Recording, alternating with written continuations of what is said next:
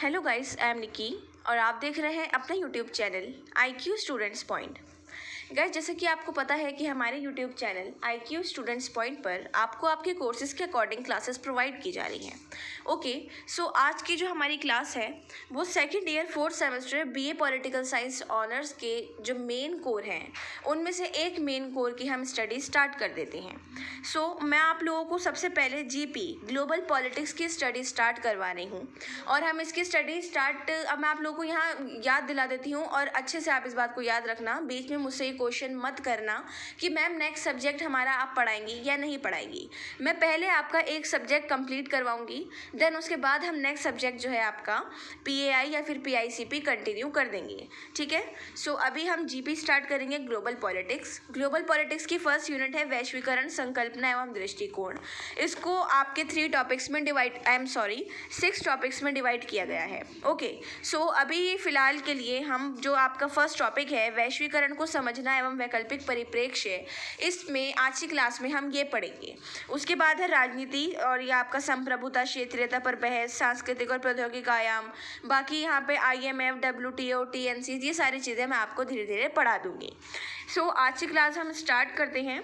उससे पहले स्टूडेंट्स मैं आपको बोलना चाहूँगी कि अगर आप लोगों ने सिलेबस नहीं लिखा है तो मैंने सिलेबस हिंदी और इंग्लिश दोनों में प्रोवाइड कर रखा है, आप उसको लिख लीजिए ताकि आप लोगों को ये पता लगे कि आप लोग पढ़ने जा रहे हो तो एक्चुअली में पढ़ क्या रहे हो। ठीक है, मैं उनका लिंक जो है डिस्क्रिप्शन में प्रोवाइड कर दूँगी, आप वहाँ से जाकर भी सिलेबस देख सकते हैं। Let's start. सबसे पहले वैश्वीकरण का क्या अर्थ है। देखो, what is mean by globalisation. अब मैं आप लोगों को ये बताऊं कि ये एक ऐसा सब्जेक्ट है जिसको आप बहुत मज़े से पढ़ोगे तब आपको बहुत अच्छे से याद रहेगा कि इसमें एक्चुअली में बताया क्या जा रहा है।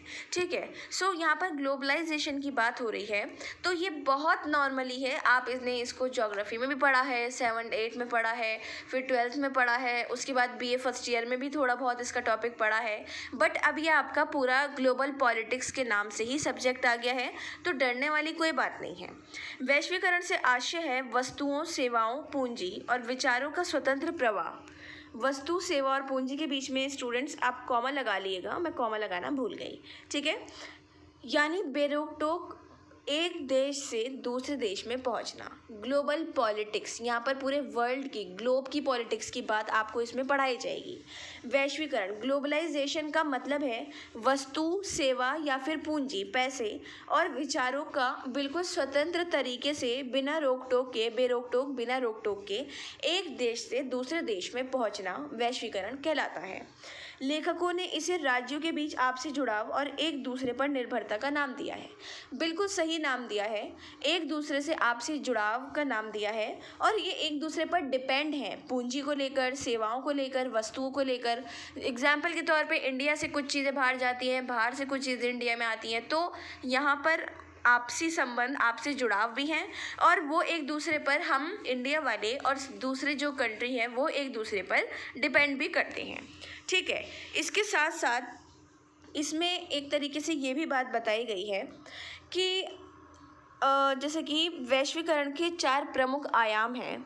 आप उसको लिखो या ना लिखो, इतना इम्पॉर्टेंट नहीं है। अगर लिखोगे तो आपको उसको ज़्यादा वास्ट, मतलब एक तरीके से उसको थोड़ा बहुत डिस्क्राइब करना पड़ेगा, तो इसलिए ना ही लिखो तो बेटर है, बट मैं आपकी नॉलेज के लिए आपको बता देती हूँ। ठीक है, वो अलग अलग आयाम क्या हैं। सबसे पहला ये है कि अलग अलग देशों के बीच वस्तुओं का जो स्वतंत्र प्रवाह है और बहुराष्ट्रीय कंपनी विश्व भर में बाज़ारों के बिना रोक टोक अपनी वस्तुएँ बेच सकती हैं।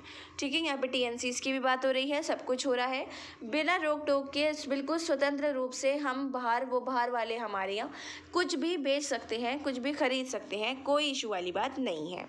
दूसरा आयाम ये है कि राष्ट्रों के बीच सेवा और व्यक्तियों का स्वतंत्र आवागमन, आना जाना, आपका एयरप्लेन से, शिप से या फिर बाय रोड, आपका ट्रेन है, बस है, कार है, जैसे भी आना जाना व्यक्ति का एक राष्ट्र से दूसरे राष्ट्र में भी।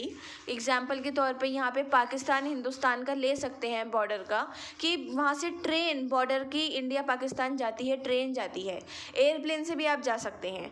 ठीक है, वैसे एक तरीके से आप पानी से जाना चाहें, आप केरला नीचे साउथ की तरफ रहते हैं तो वहाँ से आप शिप से भी जा सकते हैं।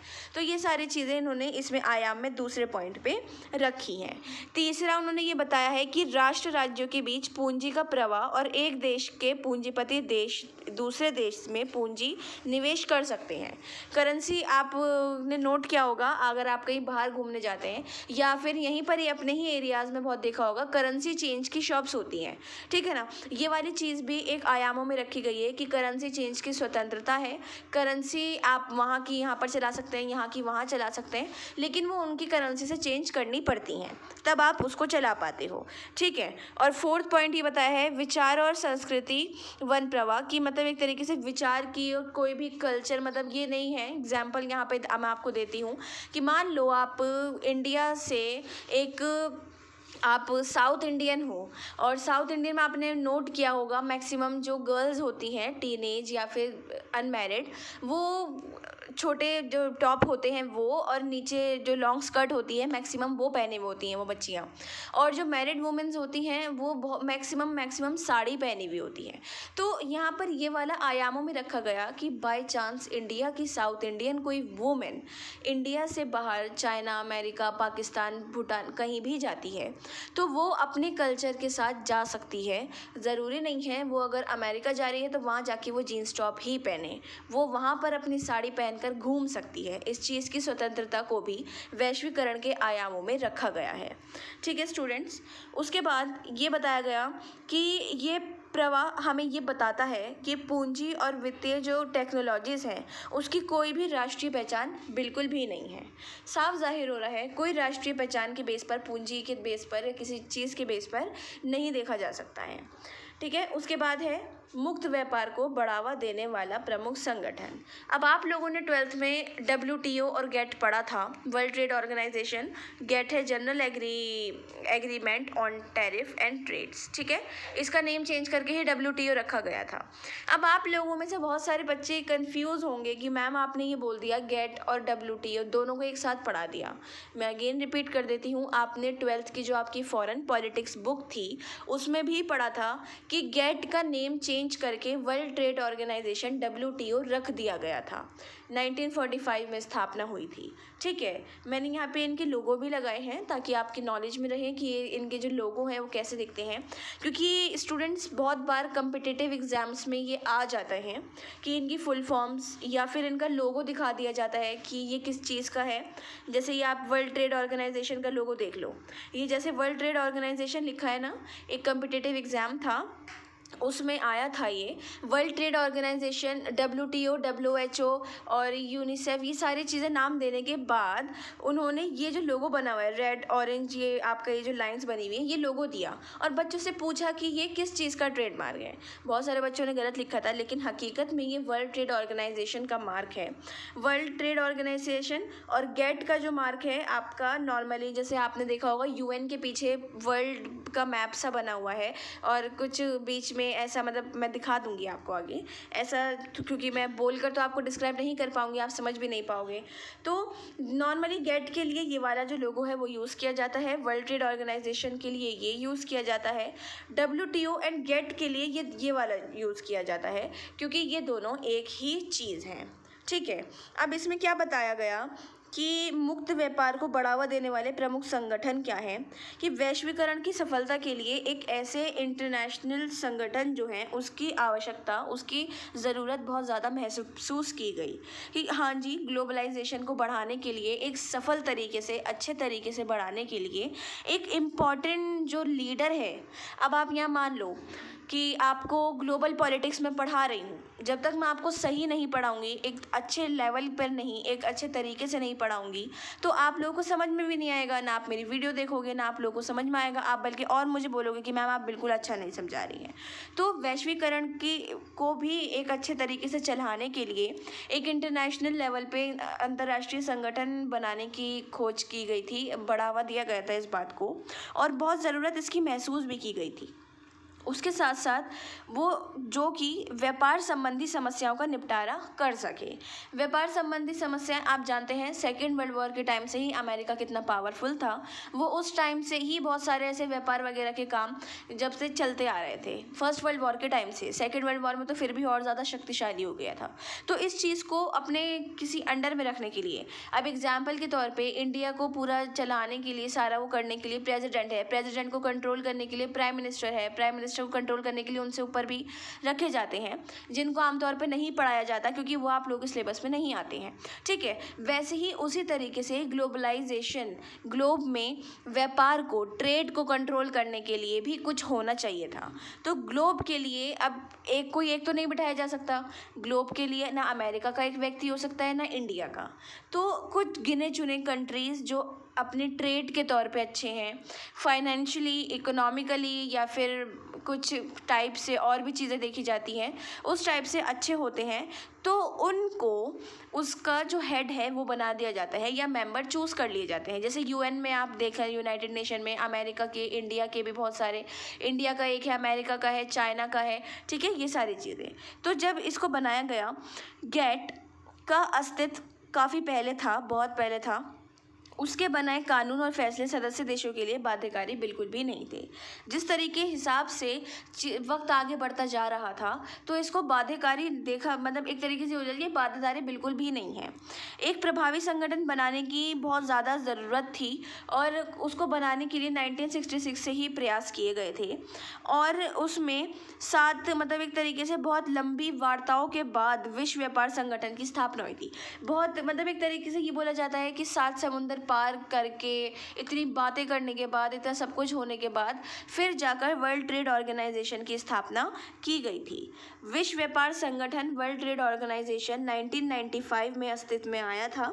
स्टूडेंट्स में भी मैंने अभी 1945 बोल दिया था, उस चीज़ को आप अवॉइड कर दिएगा। 1995 में ये रियलिटी में आया था। 2012 के अंत में इस संगठन के कुल सदस्य 158 थे और वर्ल्ड ट्रेड ऑर्गेनाइजेशन का जो मुख्यालय है वो जिनेवा में है। ये सारी चीज़ें आप 12th में बहुत अच्छे से पढ़ चुके हो और मैं आपको ये इसलिए नहीं बता रही कि आप ये नॉलेज में रखो, ये बात आपको इसमें लिखनी है कि वर्ल्ड ट्रेड ऑर्गेनाइजेशन अस्तित्व में आया कब था, कितने मेंबर्स कब तक थे उसमें, कहाँ पर इसका जो मुख्यालय है वो कहाँ पर है और इसके प्रमुख काम क्या थे। बहुपक्षीय व्यापार समझौतों के लिए मंच के रूप में काम करना। बहुपक्षीय जो व्यापार, अलग अलग राष्ट्र के सबके मिला के जो व्यापार का है उसके समझौते कराने के लिए काम करना। बहुपक्षीय व्यापार समझौतों को इम्प्लीमेंट करना, लागू करना। व्यापारिक विवादों का निपटारा, कि अगर मान लो कोई हो गई ऊंच नीच, इंडिया का पैसा अमेरिका खा गया और या फिर सामान खा गया, पैसे पूरे नहीं दिए, या अमेरिका के इंडिया वाले खा गए, तो उस चीज़ को सुलझाने के लिए, उन विवादों को सुलझाने के लिए भी वर्ल्ड ट्रेड ऑर्गेनाइजेशन का महत्वपूर्ण काम था। और आर्थिक नीति बनाने वाली अन्य अंतर्राष्ट्रीय संस्थाओं को लाभ सहयोग करना। एग्जाम्पल के तौर पे इंटरनेशनल मॉनेटरी फंड, जिसे अंतर्राष्ट्रीय मुद्रा कोष बोलते हैं हिंदी में, और विश्व बैंक, वर्ल्ड जो आपका बैंक है वो, ठीक है। विश्व व्यापार संगठन का जो मुख्य जोर था वो सदस्य देशों के बीच इंटरनेशनल ट्रेड बढ़ाने के लिए रहता था, कि इंटरनेशनल तौर पे ट्रेड को बढ़ाया जाए, ना कि एक नेशनल तौर पे, ठीक है। उसके साथ साथ इसके द्वारा जो बनाए गए कानून और नियम थे वो सभी सदस्यों के लिए बाध्यकारी थे, कि सबको मानने हैं और वो नहीं मानेंगे तो उनको आउट करो, निकालो यहाँ से, कोई ज़रूरत ही नहीं है इन लोगों की। उसके बाद बात आती है वैश्वीकरण की सारभूत विशेषताएं, कोर फीचर्स ऑफ ग्लोबलाइजेशन, ठीक है। इसके लिए मैं आपको कुछ पॉइंट्स में इसको समझाना चाहूँगी कि इसके अंदर क्या विशेषताएं हैं इंपॉर्टेंट। सबसे पहली है, वैश्विक सिर्फ एक पारिभाषिक शब्द है, इसमें एक, मतलब ये एक आदर्श व्यवस्था नहीं है, ठीक है। आप लोग यहाँ कंफ्यूज मत होना, शब्द है के बाद ये में कट कर दिए गई, मुझसे एक्स्ट्रा मैंने ये लिख दिया है, ओके। ये एक आदर्श व्यवस्था नहीं है। Globalisation is only a descriptive term, is not a perspective phenomena. इसमें क्या बताया गया, इसमें ये बोला गया कि वैश्वीकरण शब्द से हमें सिर्फ ये पता चलता है कि राज्यों के बीच के आपस के जुड़ाव कैसे हैं, उनके आपस के संबंध कैसे हैं। इंटरनेशनल रिलेशंस में आपने पढ़ा था, थ्योरी इसके बेस पे पढ़ा था, कुछ आपके युद्ध के दौर में उसमें पढ़ा था। तो अब इसमें भी ये बताया गया कि वैश्वीकरण शब्द को समझने के लिए ये देखना सबसे ज़्यादा ज़रूरी है कि हमारे आपसी जुड़ाव जो है वो कैसे हैं और उनको कैसे ज़्यादा से ज़्यादा बढ़ाया जाए। विश्व भर में बाजार और जो व्यक्ति है वो परस्पर मेल से काम करते रहते हैं। वैश्वीकरण की प्रक्रिया एक यथार्थ का चित्रण करती है और यथार्थ आप जानते हैं रियल, एक रियलिज्म सामने लाती है कि ये रियलिटी है। वैश्वीकरण जो है वो रियलिटी को सामने लेकर आती है और इसका अभिप्राय ये बिल्कुल भी नहीं है कि इससे हमें एक आदर्श स्थिति मान ले। एक आदर्श स्थिति के रूप में इसको हम बिल्कुल भी नहीं देख सकते हैं। और वैश्वीकरण आज भी एक विवादास्पद प्रश्न बना हुआ था जिस पर विवाद होते रहते हैं आज तक। 21वीं शताब्दी 20वीं शताब्दी तक की मैं बात कर रही हूँ कि अभी तक इस पर विवाद चलते रहते हैं। और वामपंथी और दक्षिणपंथी लेखक जो है ना वो राजनेताओं ने अपने अपने ढंग से वैश्वीकरण की आलोचनाएं की हैं। अब जाहिर इतना बड़ा मुद्दा खड़ा हो रहा है तो उस पर आलोचना होना ही होनी है, कोई उस चीज़ को ख़त्म कर ही नहीं सकता है। दूसरा है वैश्वीकरण तो पहले के युगों में भी रहा है लेकिन आज का वैश्वीकरण अभूतपूर्व है। ठीक है, इसमें क्या बताया गया कि वैश्वीकरण शब्द जिन घटनाओं के लिए, जिन सिचुएशंस की ओर इशारा करता है वो एकदम नई है। सदियों से वस्तुएं, लोग, विचार, ठीक है ना, उन सब का देश के एक देश से दूसरे देश में जाना आना लगा रहा है। विचारों का भी, सब चीज़ों का भी, और भी सारी चीज़ें जैसे कि हमेशा से विचार हैं, आपके व्यक्ति हैं, नॉर्मली जो पॉलिटिशियंस हैं उनका आना जाना, एक आम व्यक्ति का आना जाना, जो ट्रेड कर रहा है उसका आना जाना, ये सारी चीज़ें लगी रही हैं। इतिहास का हर विद्यार्थी ये जानता है कि व्यापार, ट्रेड के क्षेत्र में सैकड़ों वर्षों से भारत का संबंध पश्चिमी और पूर्वी समुद्र पार के देशों से चलता आ रहा है।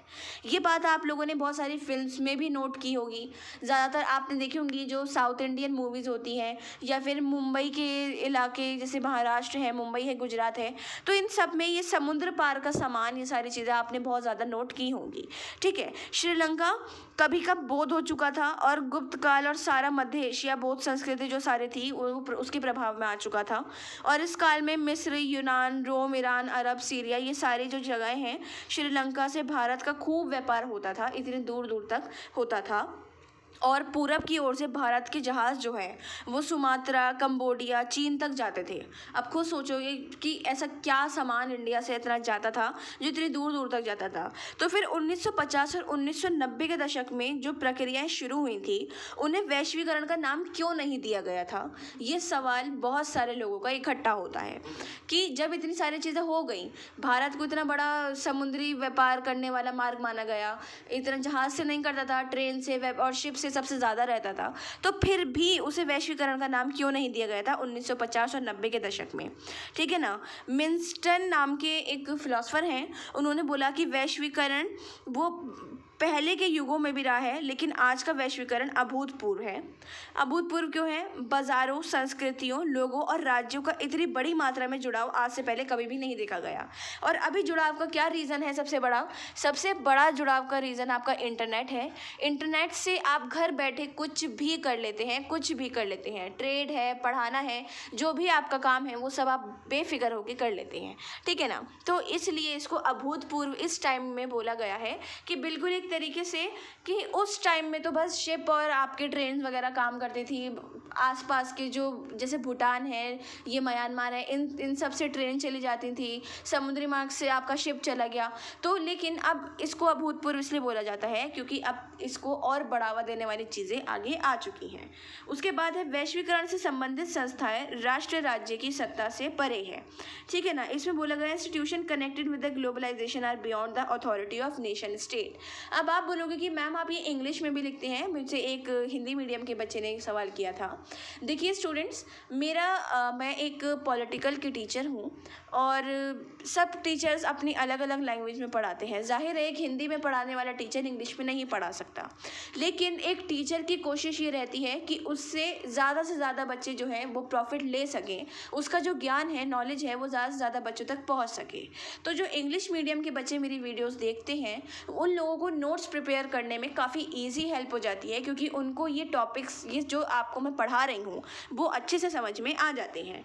इसमें क्या बताया गया है इसमें बोलते हैं कि वैश्वीकरण से संबंधित जो सभी इंस्टीट्यूशन हैं वो नेशन स्टेट की पावर से बिल्कुल अलग है, या फिर इन पर नेशन स्टेट के जो नियम कानून हैं वो बिल्कुल भी लागू नहीं होते हैं।